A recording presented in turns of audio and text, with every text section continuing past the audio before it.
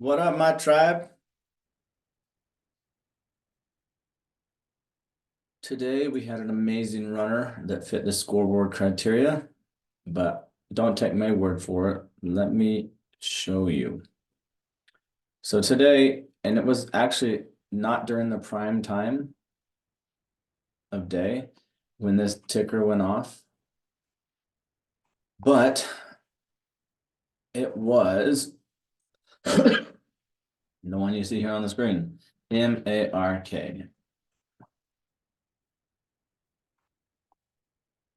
A thing of beauty. It really got going in the afternoon here.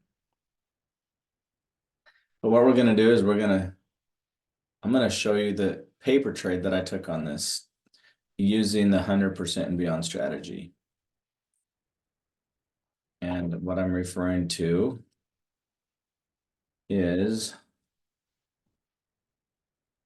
this, the scoreboard.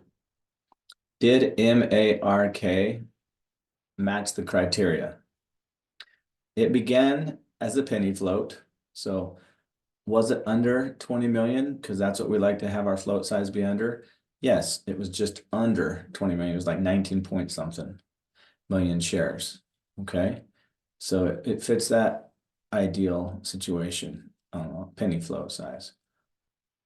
Now, what was the launch price? Well, it was a penny, so it doesn't matter so much as the dollar stock does. Was it a virgin? Yes. And see, here's normally the best time of day. I don't even know if you can see that. I just realized it's really small. All right. So it did fit all the criteria. And now here's the beauty to behold. I'm going to change it to the 5-minute.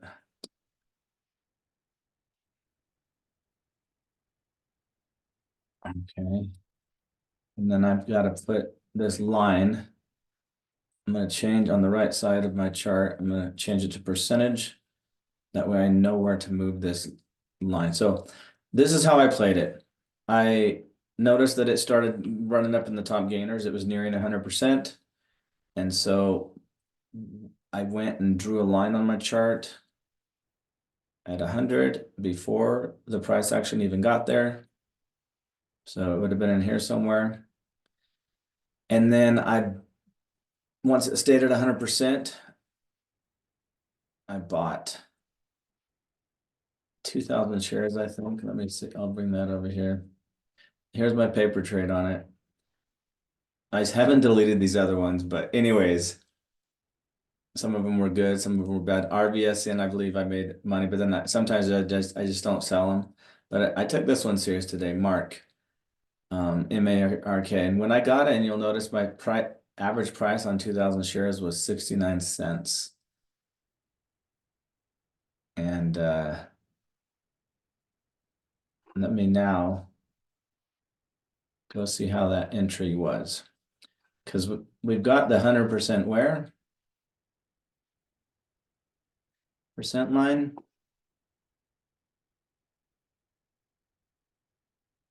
Got it right here, right? Now I'm going to go over to the right side of my chart at 100%. I'm going to change it back to money. So 100% was 67%, or sorry, 67 cents. So my entry was a little bit after the 100%. So I didn't hesitate much, right? I saw the 100% line, everything, all the criteria matched up, and I got in. So I took the trade, right?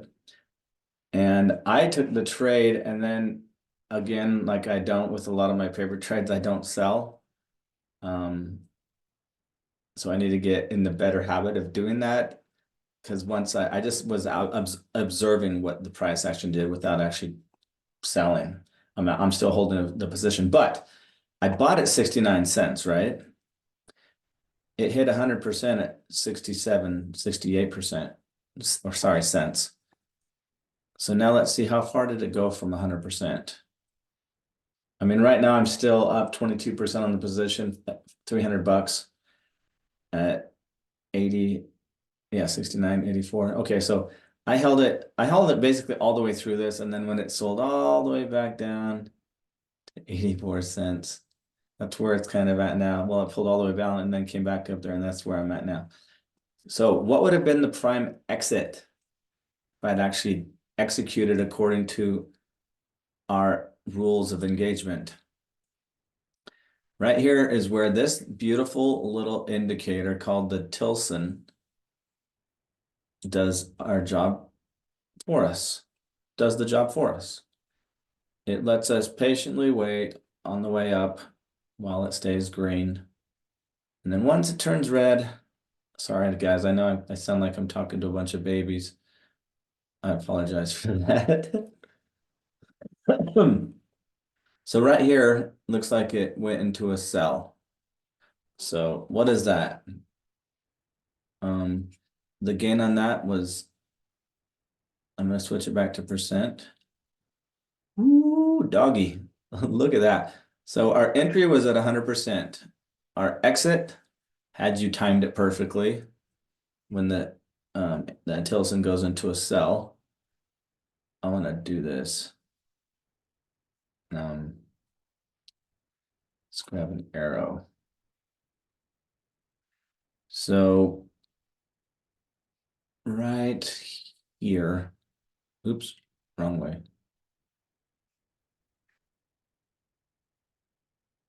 Right here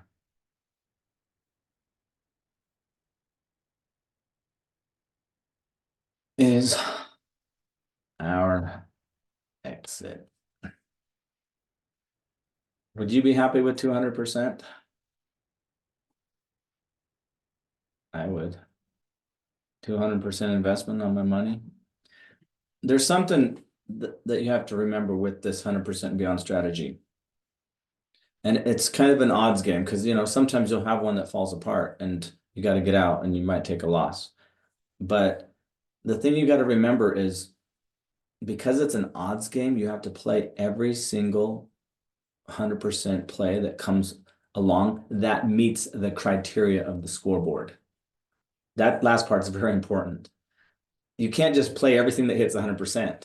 I mean, you could, and you would need to crunch the data, and over a year's time, you can go back and see like, well, could I just take anything that hit 100% without all the criteria in place? And that's a whole nother data crunching mind warp.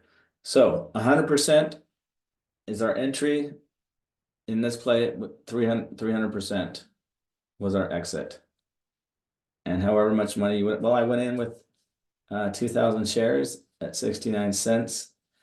How much was 308? 308% is $1.38. Wow, that's awesome. So I would have doubled my money. Yeah, about 70 cents to $1.40. Doubled my money. Not too bad of a strategy, is it? It's pretty cool. And all that we care about. I always enjoy doing these videos because I just kind of I'm learning too, and it's important to draw this. And like somebody said, they said it's kind of like watching how I think about it, but in slow motion. I don't know if that's a compliment or an insult, but I mean technically you could enter here. You know how DI, okay, you know what? I think that's the 100% line, but these are 5-minute candles, you got to remember. In slow motion. I mean, you know what? Here's the thing. I thought about creating all this before I shot the video, but then I was like, well, that won't be very entertaining because they'll just have to, it'll be like a slide, and you don't really understand the context, but it hits 100%, right? And just keep in mind, it held 100% for 5, 10, 15, 20 minutes, and then it pulled, we went up pretty high. You know how DI is always talking about like he'll enter his 100%. It meets the criteria, and then it'll have a little rise. He might add up here, and then it has a pullback, right? He's mentioned this multiple times. So this pattern, and the pattern I'm talking about is this right here. I gotta narrow. Oh, come on. Here it is. Look, I'm looking at this right now. I wish I could zoom in, like make the candles bigger, but I'd screw up the chart. So look, so here's our entry at 100% because it meets the scoreboard criteria in every aspect. It was a virgin.